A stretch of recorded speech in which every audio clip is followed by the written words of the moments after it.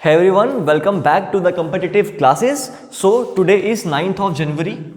आज जनवरी 9th है and आप सब जानते हैं कि आज भी J&K बैंक बैंकिंग एसोसिएट का एग्ज़ाम कंडक्ट करवाया जाना था। आज भी 4 शिफ्ट्स हैं। अभी तक जब मैं ये वीडियो रिकॉर्ड कर रहा हूँ तो अभी तक डे 9th जनवरी की first shift morning shift over हो चुकी है एंड मुझे अपने सोर्सेज के तरफ से कुछ क्वेश्चंस तो नहीं बोल सकता, लेकिन किस टाइप के क्वेश्चंस आ रहे हैं, एग्जाम का लेवल क्या है मुझे पता लगा है, तो मैं वो आपके साथ शेयर करना चाहता हूँ। ये सब उनके लिए है जिनका आने वाली शिफ्ट में एग्जाम है, ताकि वो पहले से प्रिपेयर हो जाए कि एग्जाम का लेवल क्या आ रहा है।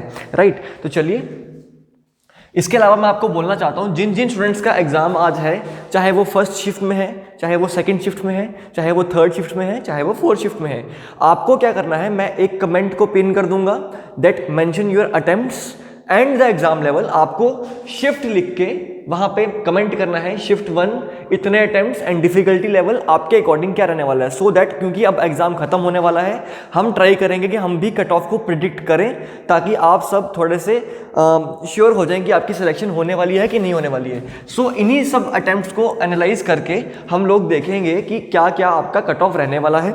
चलिए, अगर मैं बात करता हूँ इंग्लिश की, तो इंग्लिश का पैटर्न जो है गाइज, इंग्लिश का 9th जनवरी का पैटर्न क्या है, आपको रीडिंग कम्प्रीहेंशन आया था, रीडिंग कम्प्रीहेंशन आया था, जिसमें स्टोरी आई थी एक विच की, that was very ugly and everyone used to afraid of her. सब उससे बहुत ज़्यादा डरते थे। ऐसा एक स्टोरी बेस्ड आपको कम्प्रीहेंशन आया था, जिसका आपको सॉल्यूशन, जिसको रीड करके बहुत इजी लेवल का था, रीड करके आपको सॉल्यूशन निकालना था। राइट, आपको 10 क्वेश्चन पूछे गए थे एंड उन 10 क्वेश्चंस के बीच में से आपको आंसर मेंशन करने थे। इसके अलावा मिसस्पेल्ट वर्ड आए थे, मिसस्पेल्ट वर्ड्स आए थे 5 मार्क्स के, ठीक है। एंड 2-3 वर्ड्स मुझे पता लगे हैं। एक वर्ड था इंस्टिंक्टिवली, ठीक है, एक वर्ड था इंस्टिंक्टिवली,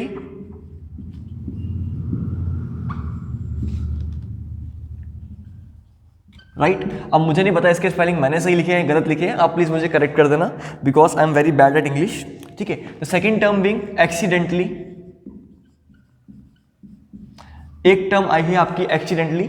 ये मिसस्पेल्ट वर्ड में आपको ये 5 क्वेश्चन थे, 5 में से 2 वर्ड जो इनकरेक्ट थे वो ये थे। इसके अलावा आपको करेक्शन आई थी, इसके अलावा वो करेक्शन आई थी, करेक्शन सेंटेंस बेस्ड आई थी, grammatical based, subject verb agreement के बेस पे आपको करेक्शन आई थी एंड ये काफ़ी इजी थी, आप आसानी से इसमें से 5 क्वेश्चन अटेम्प्ट करके आ सकते थे। इसके अलावा क्लोज टेस्ट आया था, आपको पता है क्लोज टेस्ट भी आपका स्टोरी बेस्ड आ रहा है, क्लोज टेस्ट आपका स्टोरी बेस्ड आ रहा है, ठीक है, और ये भी 5 मार्क्स का आया था। इसके अलावा रीअरेंजमेंट, अब मुझे ये श्योर नहीं है कि ये रीअरेंजमेंट पैराजंबल थी या हर एक क्वेश्चन में अलग अलग लाइन दी थी, आपको लाइंस को अरेंज करना था या पूरे के पूरे पैराग्राफ को अरेंज करना था। ये आप प्लीज कमेंट सेक्शन में मेंशन करके बताइए कि इसको आपको ये पैराजंबल थी, जिसका भी एग्जाम था फर्स्ट शिफ्ट में, ये पैराजंबल थी या नॉर्मल सिंगल लाइनर थे, ये सिंगल लाइनर थे। आपको ये मुझे बताना है कि ये था कि ये था। कमेंट सेक्शन में प्लीज़ मेंशन कर दीजिए, ताकि बाकी बच्चे जो हैं देख पाएँ कि क्या आ रहा था इसमें। इसके अलावा बस और इंग्लिश में कुछ नहीं आता। 10 नंबर यहाँ से 10, 5, 15, 15 और 5 20, 20 और 20 और 20 और 5 25, 25 और 5 30। तो ये थे आपके इंग्लिश। कई लोगों के लिए ये लेवल बहुत इजी था एंड कुछ लोग इसको मॉडरेट भी बोल रहे थे, तो मैं इसको इजी टू मॉडरेट की कैटेगरी में रखूंगा, इजी टू मॉडरेट की कैटेगरी में रखूंगा। एंड इसमें आपके गुड अटेम्प्ट्स जो थे वो 23 से 28 तक के गुड अटेम्प्ट्स जो है वो आपके कहे जा सकते हैं। अगर आप 23 तक अटेम्प्ट करके आ रहे हो, दैट मीन्स ये 28 के बीच में अराउंड 25, अगर आप इनकी एवरेज भी निकालो तो आपको गुड अटेम्प्ट्स कहे जा सकते हैं, ठीक है। सिमिलरली नेक्स्ट सेक्शन की तरफ मूव करते हैं, that was our quant section.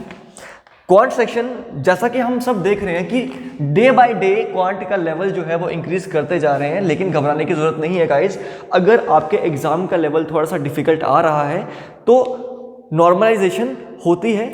अगर आपकी शिफ्ट कंपैरेटिवली टफ है तो आपको नॉर्मलाइजेशन के मार्क्स मिलेंगे, नो डाउट। यहाँ पे एक आपको प्लस पॉइंट भी था कि आपका एग्ज़ाम जो है वो थोड़ा सा लेट था, बिकॉज आप सब जानते हो कि एग्ज़ाम जो है वो 1 को स्टार्ट हो चुके थे, लेकिन आपका एग्ज़ाम आज 9 को एंड कई का 30 को भी है। सो ऑब्वियसली उनसे जो बेनिफिट, उनको जो एक्स्ट्रा बेनिफिट मिल रहा है उसको वो डिफिकल्टी लेवल से ही निकालेंगे, राइट। सो आपको जो चीज़ करके आनी है वो ये करके आनी है कि आपको अपनी एक्यूरेसी नहीं छोड़नी, आपको फिजूल के तुक्के मार के नहीं आने हैं। जितने क्वेश्चन आप करके आ रहे हो वो सब एक्यूरेट होने चाहिए, देन आपको एक्यूरेसी के बेस पे नॉर्मलाइजेशन के मार्क्स भी मिल सकते हैं, राइट। चले, अब मैं अगर क्वांट की बात करूं तो क्वांट में सबसे पहले तो DI आई थी, डेटा इंटरप्रिटेशन, ठीक है, 5 marks. The level was very easy, ज़्यादा कैलकुलेटिव नहीं थी, ठीक है, इजी लेवल की DI आई थी। इसके अलावा अगर मैं बात करूं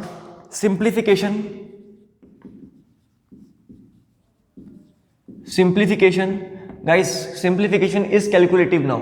सिंप्लीफिकेशन आपकी डे 1 की फर्स्ट शिफ्ट की तरह बिल्कुल नहीं थी। जैसा कि हमने आपको बताया था कि फर्स्ट शिफ्ट में जो फर्स्ट डे की थी बहुत इजी लेवल की सिंप्लीफिकेशन आ रही थी, लेकिन यहाँ पे सिंप्लीफिकेशन जो थी वो इजी नहीं थी। इसमें आपको कैलकुलेशंस काफ़ी करनी पड़ रही थी, तो ये इसको आप मॉडरेट की कैटेगरी में रखो। अब मॉडरेट इसलिए बोल रहा हूँ क्योंकि थोड़ी सी टाइम कंज्यूमिंग है। आपको पता है बैंकिंग जो आपका एसोसिएट का एग्जाम है इसको आपको इसका 100% पेपर आता होगा, लेकिन बात अटकती है कहाँ पे, आपकी स्पीड के ऊपर। तो अगर आपकी थोड़ी सी कैलकुलेटिव चीज़ आ रही है तो ये 15 नंबर लेना थोड़ा सा मुश्किल है। एंड कुछ स्टूडेंट्स जो हैं वो ये तक बोल रहे हैं कि उनसे सिंप्लीफिकेशन के पूरे क्वेश्चन अटेम्प्ट नहीं हो पाए because they were very calculative, right. Questions थे 300% of x plus 325% of this, कुछ करके इस तरह से। मैं ये बोल नहीं रहा कि एग्जैक्ट क्वेश्चन था, लेकिन इस तरह के क्वेश्चंस आपको पूछे जा रहे हैं, राइट। चले आगे बात करते हैं क्वाड्रेटिक आई थी इस शिफ्ट में एंड दिस कंटेंट 5 मार्क्स, और ये 5 मार्क्स लेना बहुत ईजी थे, ठीक है। हाँ, साइंस के बेस पे आपके 1-2 क्वेश्चन निकल पाते थे, लेकिन आपको फैक्टर्स जो थे वो निकालने पड़ रहे थे। इसके अलावा अर्थमेटिक जो आया हमारा, इट वॉज 10 मार्क्स, और ये आपका लेवल जो है वो मॉडरेट लेवल का है। फर्स्ट शिफ्ट में भी मॉडरेट लेवल था और अभी भी मॉडरेट लेवल है। सो ओवरऑल आपके ये 25 मार्क्स कंप्लीट होते हैं, 15, 20, 30 और एक 35, 35 मार्क्स। एंड मैं लेवल इसका भी मॉडरेट रखूंगा अकॉर्डिंग टू माई रिव्यूज़। जो मुझे रिव्यूज़ मिल रहे हैं उसके अकॉर्डिंग लेवल जो है वो मॉडरेट है, ठीक है। आप 22+ अगर करके आ रहे हैं तो ये थोड़े से आपके गुड अटेम्प्ट माने जा सकते हैं, राइट। चलिए अगली शिफ्ट पे बात करता हूं मैं। अगली रीजनिंग की बात करता हूं तो रीजनिंग का मुझे एग्जैक्टली हर एक क्वेश्चन नहीं मिल पाया, तो जितने मेरे को मिल पाए मैं जल्दी से जल्दी आपके पास लेके आ गया हूं, ठीक है। मैं जल्दी से जल्दी लेके आ गया हूं। सो रीजनिंग में आपको कोडिंग डिकोडिंग आई थी, that was easy. Coding decoding आई थी, it was of easy level आई थी, 5 मार्क्स। चाइनीज कोडिंग डिकोडिंग थी। इसके अलावा साइलॉगिज्म आया था 5 मार्क्स का। स्टूडेंट्स ने बताया है कि उनको अल्फा न्यूमेरिक सीरीज भी आई थी, 5 मार्क्स की। इसके अलावा आपको पजल्स आई थी, 3 से 4 पजल्स आई हैं, मुझे एग्जैक्टली नहीं पता कि कितनी आई हैं, लेकिन जो आई हैं वो श्योर हूं मैं कि एक फ्लोर बेस्ड पजल आई है। इसके अलावा आपको रोज बेस्ड पजल आई है, पैरेलल रोज थी पैरेलल, ठीक है। नॉर्थ साउथ पजल आई है। देन एक सर्कुलर पजल आई है आपको। अब ये आपको कमेंट सेक्शन में मेंशन करना है कि सर्कुलर जो पजल आई है ये इनवर्ड आउटवर्ड है या ओनली इनवर्ड है, ठीक है। तो आप प्लीज कमेंट सेक्शन में मेंशन कर दो। इसके अलावा आपको कुछ मिसलिनियस क्वेश्चंस पूछे गए थे, तो 15 और 15 30 और कुछ मिसलिनियस क्वेश्चन आए थे, तो ये आपके 35 नंबर कॉन्स्टिट्यूट करते हैं। So this was also easy. Reasoning जो थी वो इजी लेवल की थी स्टूडेंट्स के रिव्यू के अकॉर्डिंग। कुछ स्टूडेंट्स बोल रहे हैं इजी थी, कुछ बोल रहे हैं डिफिकल्ट थी, लेकिन अगर कुछ स्टूडेंट्स बोल रहे हैं इजी थी, दैट मीन्स जो डिफिकल्ट बोल रहे हैं उनका कहीं पे कुछ गलती रह गई, तो उन्होंने अटेंटिवली नहीं किया होगा, तभी कोई पॉइंट छूट गया। देखो डिफिकल्ट क्या होता है, डिफिकल्ट पजल्स आती है, एंड आपको पता है यहाँ पे सिंगल वेरिएबल पजल्स आ रही हैं। आपको जितनी भी पजल्स आ रही है वो सारी सिंगल वेरिएबल आ रही हैं, कोई भी आपको एक्स्ट्रा एफर्ट नहीं करना पड़ रहा।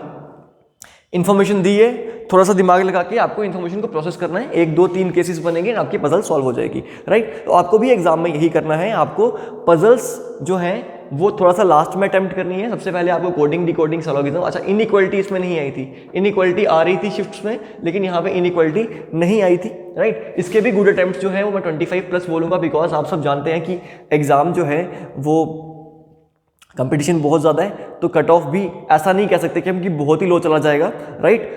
हम अभी उस चीज़ को एज्यूम नहीं कर रहे कि कुछ स्टूडेंट्स जो हैं वो पीओ में लग जाएंगे, कुछ स्टूडेंट्स जो है पंचायत अकाउंट असिस्टेंट में चले गए।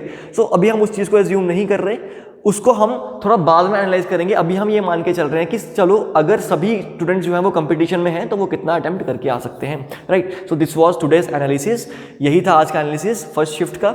अगर सेकंड, थर्ड और फोर्थ शिफ्ट की आपको कुछ इन्फॉर्मेशन मिलती है तो प्लीज़ कमेंट सेक्शन में मेंशन करो, हम ट्राई करेंगे कि उसको भी थोड़ा सा एनालाइज कर लें और बाकी बच्चों को भी थोड़ी सी हेल्प हो जाए, राइट। इसके अलावा गाइस, अगर आप में से कोई क्लास 4 या आपके किसी नोन में JKSSB क्लास 4 की कोई कोचिंग लेना चाहता है तो हमारे ऑफलाइन सेंटर में JKSSB क्लास 4 की कोचिंग स्टार्ट हो चुकी है, आप ज्वाइन कर सकते हो। एंड अगर आप में से कोई JKSSB फाइनेंस अकाउंट असिस्टेंट में अकाउंटेंसी की, स्पेशली अकाउंटेंसी का कंपोनेंट कोचिंग लेना चाहता है तो इसकी भी कोचिंग हमारे इंस्टीट्यूट में स्टार्ट हो जाएगी 15 से, तो आप रजिस्टर करवा सकते हैं। हमारा इंस्टीट्यूट है जम्मू में, कच्ची छावनी में। Thank you very much guys, all the best.